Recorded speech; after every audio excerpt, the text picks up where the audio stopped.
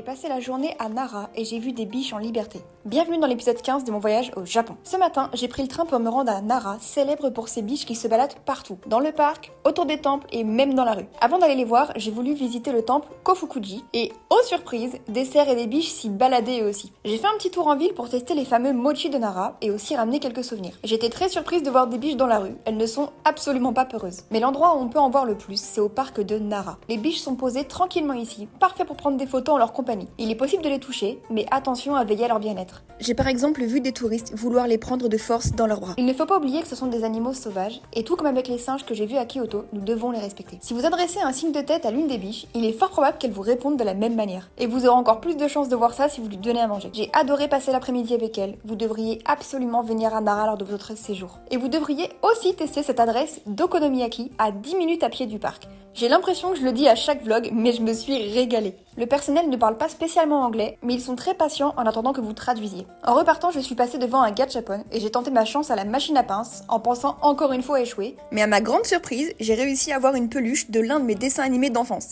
La Clara d'il y a 20 ans serait trop contente. Je me suis aussi prêtée au jeu du photobooth et j'ai essayé de poser comme sur les exemples, mais j'étais pas la plus à l'aise. On peut appliquer des stickers à la fin, mais malheureusement je pouvais pas enlever ce filtre qui modifiait la forme de mon visage. Voilà qui conclut ma dernière journée au Japon, mais attention, mon voyage n'est pas fini pour autant. Demain, je m'envole vers la Corée du Sud pour la 3e fois. À votre avis, c'est quoi ma première destination ?